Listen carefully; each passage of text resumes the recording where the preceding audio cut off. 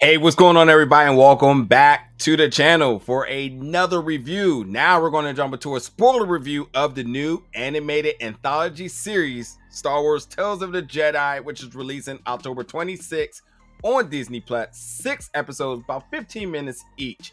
Now there's a spoiler-free review, check that out. But this is a completely spoiler-filled review here, in which Victoria and I are going to really get into the nitty-weeds of everything, because there's a lot with this one. And if you had not heard of this series, definitely encourage you to check out the non-spoiler review. But if you know exactly what you're getting into, know that this anthology is filling in a lot of the gaps, answering a lot of the questions that us Star Wars nerds have been wanting.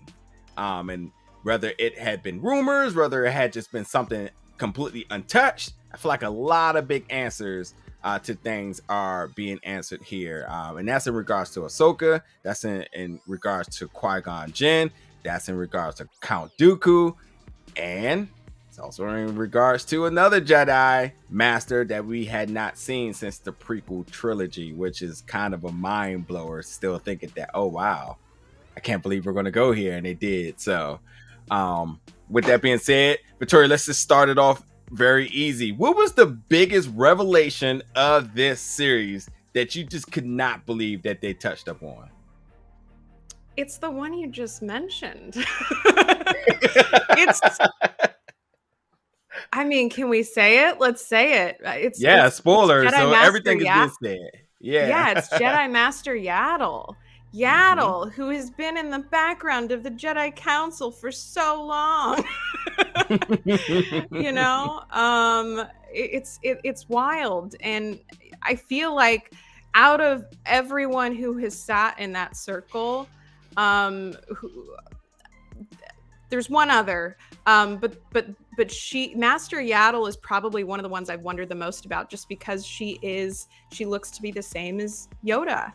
And we know so little about where Yoda comes from too, and Grogu. Yeah. So it's great to at least get to touch into who she is as a Jedi Master. Yeah. Yeah. What would you say?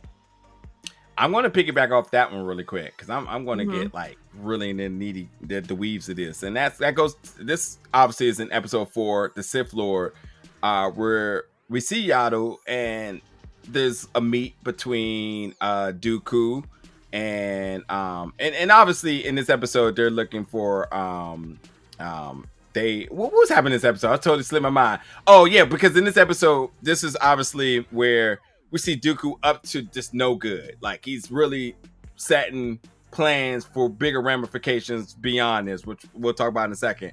But the fact that we have Yaddle, who just basically is very much aware of what Dooku's up to, even following him as he, leaves. I forget what planet where they were at, but he gets on the ship and goes somewhere and follows and finds out that he's been meeting with Lord Sidious here, which obviously by him even mentioning that, like, hey, Qui-Gon is complete, and this was another scene as well too, where Qui-Gon is completely one with the Force, and he's just kind of like, yeah, I don't think that's gonna work for me and whatnot. But even going to the point where Yaddle is basically trying to reach out to Dooku in terms of, is it too late? Are you completely one with the dark side? And it's a slow progression. It wasn't just like an off and on switch, because Dooku's been through so much at this point now, from all these other previous episodes, from sort of his radical way of going about missions, and it's not one with the Jedi, him questioning things and his tactics being questioned, to the point that, like, he feels that, like, sometimes everything ain't just black and white. Sometimes there is means for variations, or just means of happen to kind of be very unique depending on circumstances, and that doesn't work for the Jedi here. And Yaddle being here, engaging in battle, first of all, which Dooku is just dropping some masterfully one-liners this entire series, by the way, and then pulling out the blue lightsaber, who I want to add to cart right now. But the fight that I didn't realize how big this fight was going to be, and Yaddle was completely outmatched. That's just what it is. Dooku ends up slaying, And before that, though, drops gems basically saying that no, she kind of related to a lot of what Dooku was saying. This is a really big thing that I said in a non-spoiler review that I kind of wanted to talk about. And this is that, like, when Qui-Gon was killed, this was because Qui-Gon went about that fight with oh my god, why is it slipping out of my head? With Darth Maul.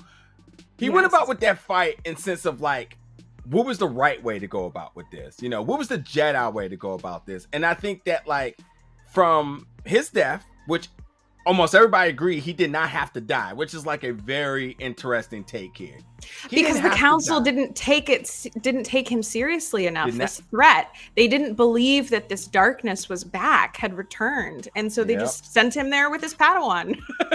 And this is what happens, and then that's what causes Yaddle and Dooku to connect, is over his death. And in that, even she begins to question, what are we blindly serving, Yeah. And like Dooku, I mean, and we can talk a lot. We should just kind of talk about these characters in whole, because a lot of these different things are coming from different episodes. But Dooku had already experienced death by somebody that was close to him. And that was also by, he feels, their own Jedi mistakes here. He feels like, hey, we had not went about it a certain way, these things wouldn't happen. So losing a close friend, seeing a little bit of a pattern of like, you all are not taking certain situations as serious as they should be. Qui-Gon, obviously, his old Padawan now being slayed, it's just enough for him at this point. Yaddle was basically like, you're right, it should never have happened. We even had we hear about the threat, and it was just kind of just like, do you believe it? I don't think so. So obviously no one paid attention to something that was much more serious than they thought. And this is where Yaddle basically says, like, listen, I even stepped down from the Jedi Council, which is big to Dooku, because Dooku wanted a seat at the Jedi Council, which was given to Mace Windu, who kind of snuck in, pulled the rug from under him and reserved this spot, even though that they feel that, hey, it could have been Dooku's, but Mace Windu told on him about how he went about the mission in order to receive information about how the other Jedi Master was killed. This guy's been through a lot. It's kind of heartbreaking a little bit, knowing that, like, this guy was just trying to provide a sense of reason and rationality to the old traditional ways of how things are being done, when there's like new threats existing internally and worldly. And he just is somebody that was just trying to make a change for that. It's kind of sad. Yeah. It's kind of sad. Yeah. And it starts as him having empathy for what he finally sees, having been on Coruscant and carrying out orders that these folks are carrying from, forever away, that he's seeing that people on this planet are hurting. And, it feels for why, and obviously doesn't condone them murdering Jedi Master Katri, but understands why they did it, because they wanted to be heard, because they're hurting. So that's where it starts. And it's so interesting that it starts with him really feeling for someone's plight, and then that starts for him to question what the Jedi are standing for and who they're serving. Are they serving, the Senate and the people who have got all the money, or are they actually serving the greater good? But then it turns into his wanting power for power's sake. But it's interesting that it starts off from this earnest place of wanting to help people. Yeah.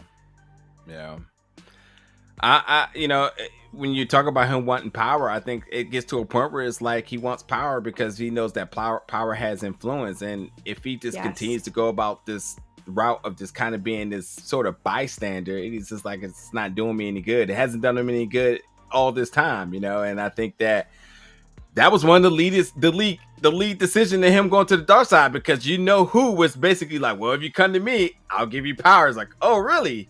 And obviously he's not wrong, because when you kind of evaluate Lord Sidious' like whole regime, it did start from a sense of power and both a political standpoint, manipulation. Yeah. So can't be mad. My man was definitely selling exactly what he was going to do. Like he was all the part. So I just happened to be on the dark side. But yeah, yeah. this but whole My favorite quote, though, I gotta say it, from episode 3. I love that, Dooku turns to Mace Windu in the ship and says, "Your devotion to rules is sometimes inspiring and sometimes maddening." And Mm-hmm. that is such a theme throughout every single episode of, are we following the rules? Are we following order? Which, order being the basis for the entire empire. Yeah. Or are we following, helping people and doing what's right? And it's so interesting to see this, especially within the Jedi Order, who are always seen as, light and what's right and justice and helping, that even within that there can be blind corruption that happens. Obviously, we see, because that's what happens in the prequels, and that's how Darth Vader comes to be. Yeah. Yeah. I should mention also too, before we start talking about Dooku, is that so that location of that planet that had somehow just disappeared from the Jedi archives, Kamino. Well, we find out exactly how it was done. My man registered in under another Jedi's registry, so he out here hacking, deleting archives, and just walks away like, job's done. But it's very important, because this also serves as like a good thing and a bad thing, because obviously, this is a low-key hiding location for Padme at a point, very important point, shall I say. But it was always the biggest question as to how come no one knew where this location was, and it was just easily answered in the first 10 seconds of this episode. So there's that. All right, so let's get into Ahsoka's story arc in all of these episodes. Some of the things that we've learned, some of the connecting factors of things we already knew. So what's sort of been your assessment of what we kind of gained from this this anthology miniseries with Ahsoka? Yeah, I mean, we get to dive deeper into just like how we get to see more of Dooku's inner conflict. We get to see some of how Ahsoka becomes the learns how to have her own self-preservation, whether it's as she's a baby with her mother going out hunting and protecting herself from this wild animal saber-toothed tiger thing, or later on when Anakin is teaching her, the best way that I can protect you is if I teach you to protect yourself. And it's just like that lesson that she had from her mother as well, that we need to be able to face death, but then also live to fight another day. And it's so powerful to get to see that, and then also see her pass that on when we visit her again, when she comes to Padme's funeral on Naboo, and Organa gives her this of, here's this communicator. Let me know when you want to answer the call that you have an obligation to, because you have this talent, and you are still a Jedi, even if you say you're not. You have an obligation to protect people, and it just comes full circle in such a beautiful way. And I want to hear what you have to say. That's well. A lot of that is a lot of what I was going to say. So that's well said. I think the only thing I would add is just we had seen Ahsoka young and being introduced into the Jedi Council, and she's always has really been considered like the second coming, obviously after Anakin. And since day one, she just had a vast amount of responsibility to be and live up to everything everyone knew she could be. And the moment she had this interaction with the saber-toothed tiger, they was like, oh, she's a Jedi. Like, not even a doubt. Why? How is this happening? She's a Jedi, and I think that while that seems like an honor, that's a vast amount of responsibility for an individual, and then you live up to, you want to live up to what everyone wants you to be. And I think that's like, I think like this is almost like this is like childhood trauma that a lot of people have up and down the board. I think this is just another case of seeing that, like, we see this young lady who mother was completely a warrior, and did the unthinkable. I mean, even when you talk about kind of gender roles and whatnot, that didn't exist in where she grew up in. So she grew up in a very like open, diverse community. Like, she goes hunting with her baby on her chest. And also just that I want to talk real briefly about that moment where the we're calling it a saber-toothed tiger attacks, and her mother has this primal freaking scream of trying to intimidate this huge creature. That was just such a an awesome moment. But yeah, keep going. Yeah, and I just think that, like, she had all means to live up to her destiny without it being forced to her. That's just my take. Yeah. And so she goes to Jedi Council, and even in some of these episodes, we see her training in front of everybody. And I mean, like, when you're training and you got everybody in front of you, you got Yoda, Mace, you got Obi-Wan, and then Anakin shows up late. You even got a younger inspiring Jedi, which I'm not sure who that was, but that could be something. Like, and if this is canon, then that means that certainly is somebody. And that was a younger white guy. So that could be a couple of folks I could think of, but I won't throw out any names until we get a little bit more confirmation. Who mother came to say, like, hey, you could be this person, and brought him in basically to kind of bear witness to who they believe to be the second coming. But she did a lot of training, and she did it gracefully, and everybody was satisfied. Anakin said this wasn't enough and put her through more grueling training. And yeah, it seems like practice makes perfect. That's the name of the episode. But like, at some point, her mentor Rex was like, well, how much more can she take? Like, at some point, this starts to become torture for one, because how much can the body withstand, and how much did she need to prove? And while this was laughable to you, Anakin, this was actually something that kind of pushed her away from ever wanting to fight again.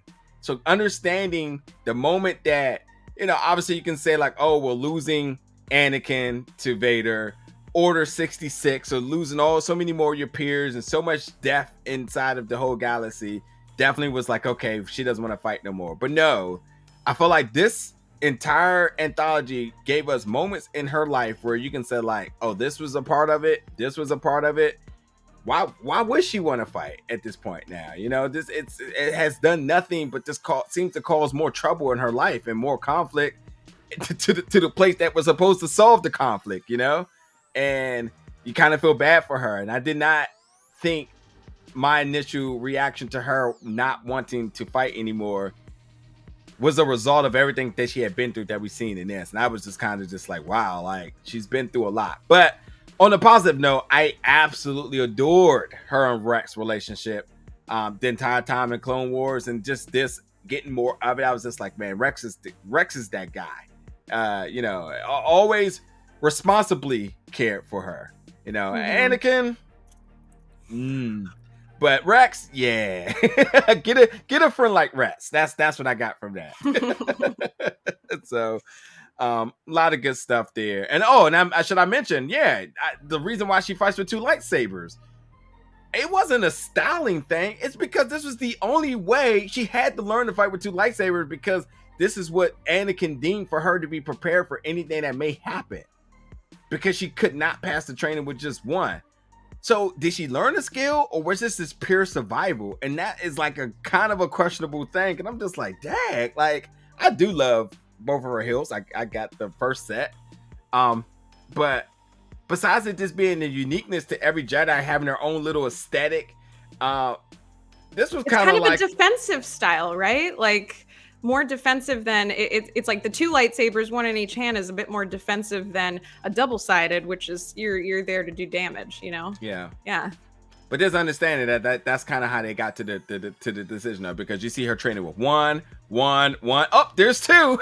It's like she couldn't do it with one. So, and then obviously that scene taking us to the finale of Clone Wars, which is basically Order 66. Rex has the conflict, but obviously when there's like all of the guys versus all of the clones versus Ahsoka, and that cliffhanger of what happened. So it was just cool to kind of see how that really fit into that moment in time and everything. So Ahsoka. Let's talk about. So we did Dooku, we did Ahsoka. I guess we gotta talk about Qui-Gon here now. What was some of your takeaways from this character that we learned from this? Yeah, I mean, so much of it we're learning through seeing how Count Dooku is dealing with him as an apprentice, and it's super interesting to me.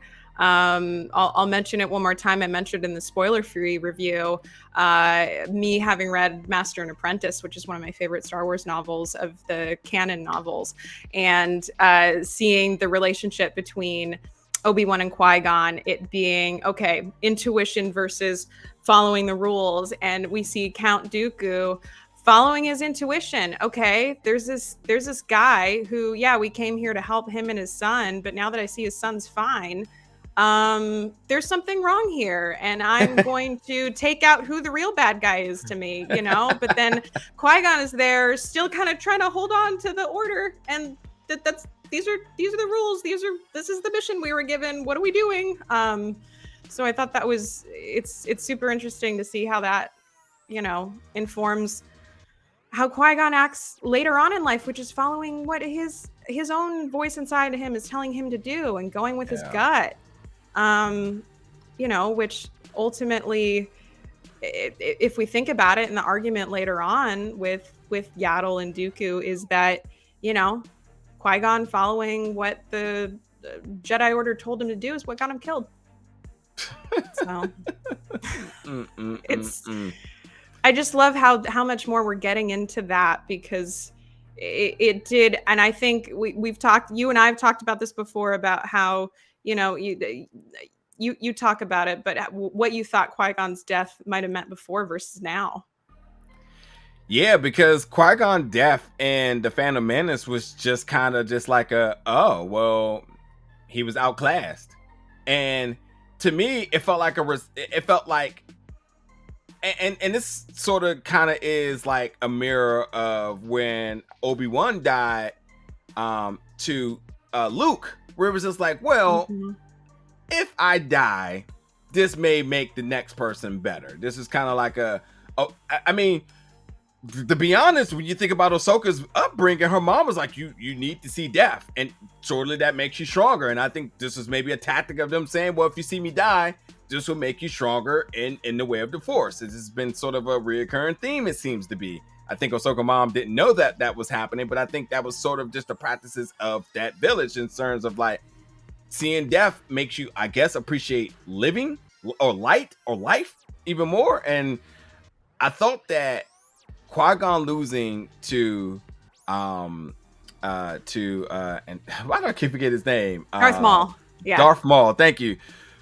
Was not only because Darth Maul was just a skilled adversary, but I think it was a lot that had to do with saying, like, Obi-Wan, like, you know, you're going to be the greatest Jedi of all time. That is true. I'm not sure if you ever said that, but maybe I said that because it is true.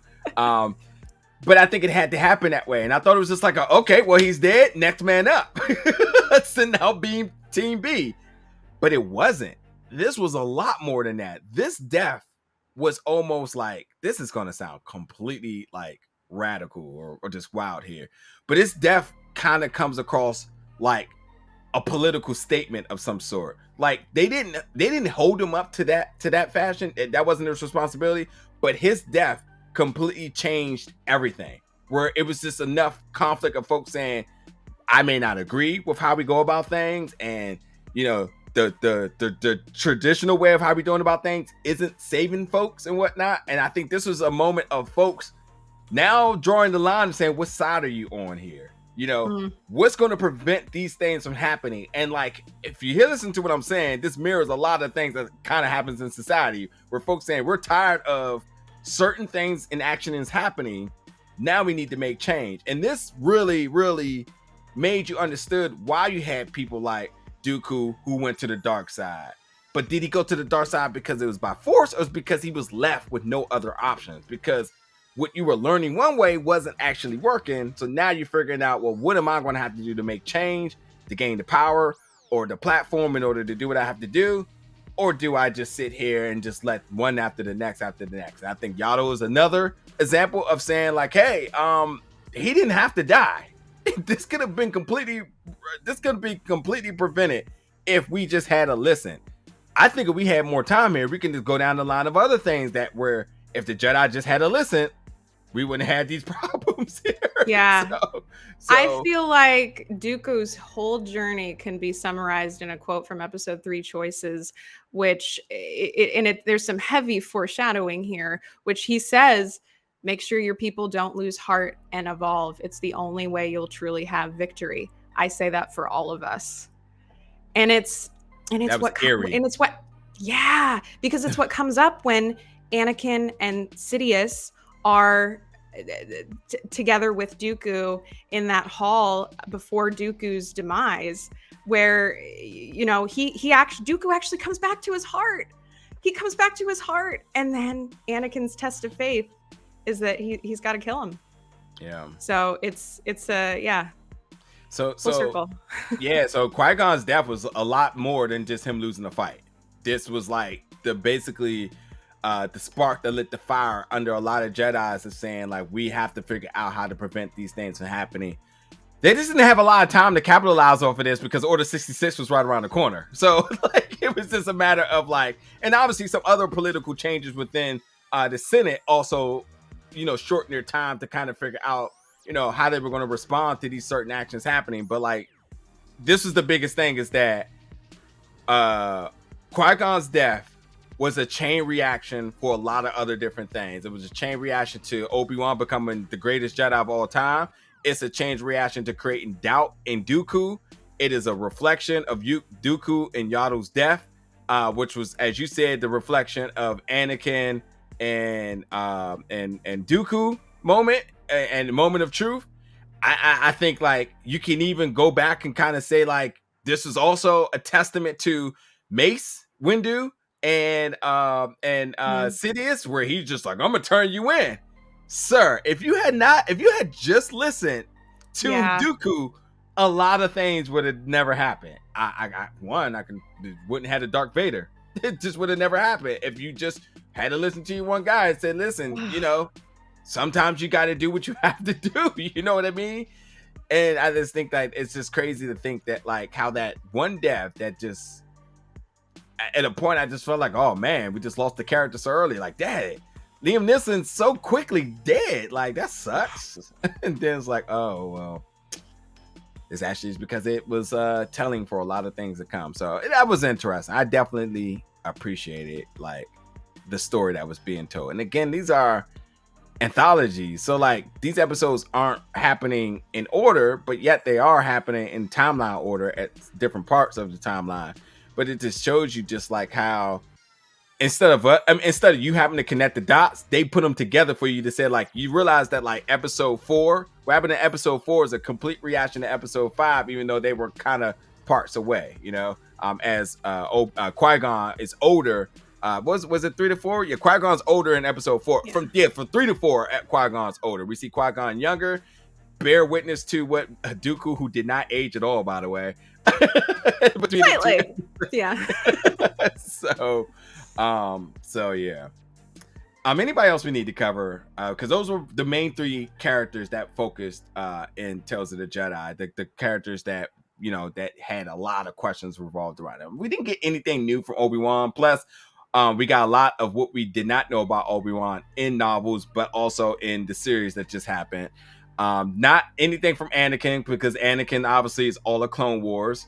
And not too much of Ahsoka, except for the different gaps, because that's been one of the most mysterious characters of all of Star Wars, not knowing how it all played out with her. I mean, hell, have we had a true death of Ahsoka yet? Not really. No. No. And we only know she's dead because in the race scene in the Last Jedi, the Return of the Sky, what is the episode 9 called? Whatever. That all of the Jedis that called to her are presumed dead. And they said, "Oh, that's Ahsoka's voice." The people were locked in. It's like, "Oh, that's Ahsoka's voice," which was like the confirmation of saying that she died, because we heard like Qui-Gon and Obi-Wan and everybody else, and we was like, "Who voices that?" "Oh, that's Ahsoka." She's dead. So there's that. Yeah, and we know we've got to know that something happens, right? Because I'm trying to do the math in my head. This is our first time in that first episode in Life and Death that we saw a very, very elderly Togruta. So they could have a long lifespan. Not sure really how old exactly in years, but something happened maybe. Yeah. That's a good point. Yeah, I think that's it for the main characters we need to discuss. Obi-Wan we know. Ahsoka we talked about. Anakin, Mace. Not too much of Mace, except we just know how he got his seat with the council, because he had to basically rat out Dooku, which Dooku was envious of, which was just strike one of him saying, "Okay, hell with this. I'm about to do things my way." Is that it? Nothing from Yoda. He made a cameo, but nothing from Yoda. No, I think that's it. We covered a lot. Yep. The last thing I'll say was, overall, how did you like this? And do you want more? And if you want more, where do we go? Because I only could think of one. I could only think of 1 to 2 other things that I could touch up on here. Yeah, I would really love to see in the second season of this more stories taken again from my favorite Master and Apprentice, because I feel like we got a little taste of stories that are like what's told in the Ahsoka novel, and I would love to watch more Dave Filoni show-run tales of Qui-Gon Jinn and Obi-Wan in the early years. I'd really love that. That'd be dope. I had a good time with this too. If they do a second season, I just do the fan service. Go find out what everybody wants to know and answer those questions. And I think also focusing more on the dark side, letting us understanding more about the conflict that led some of these folks to be on the dark side. I mean, could we start to talk about Sidious? Could we get a little bit deep into the ultimate decision for him to be on the dark side? Can we go there? I mean, could do Darth something Maul. I mean, I know he's not a Jedi, but I'd love to see more early stuff from Darth Maul too. Yeah, because we only another know fascinating character to me. Right, because we only know 4. We don't know too much back with this guy. And I think again, Darth Maul is also in Clone Wars. He's in Rebels too, I believe, and in Han Solo. There was that whole cameo at the end, which we don't even know where that's going yet either. We could get some of that, which is, again, not so much a prequel like I was talking about, but still there's something there too. Yeah. And for me, obviously, it's very simple. Learning more about Ahsoka, the death. Are we ever going to see that? As I mentioned, that would be something. And something else I was thinking about her too. I would love to know other little appearances that she's made through some of these events that we did not assume that she was at. Like, again, Padme's funeral, that was big to me. Knowing that she always had an eye on things, which means that where were other instances where she could have been involved in as well too. And well, we know just from the larger universe that she's out there saving more Force sensitive kids. So yeah, getting more of that, seeing more of those stories that we got a taste of in Star Wars Rebels. Yeah, and hell, let's get animated Grogu going. Let's find out more. They're going to create some gaps with this one, so you might as well just go ahead and get it going, you know. So. What's the baby Jedi we're going to get next? Anywho, folks, y'all can check out all 6 episodes of Star Wars Tales of the Jedi on Disney Plus, October 26th. Jump in the comments, give us all your theories, all of your spoilers, put it all in the comments below. And we'll be back around for more reviews, other content, interviews, all that other good stuff here very soon. Thank you so much for tuning in. We'll see you all very soon.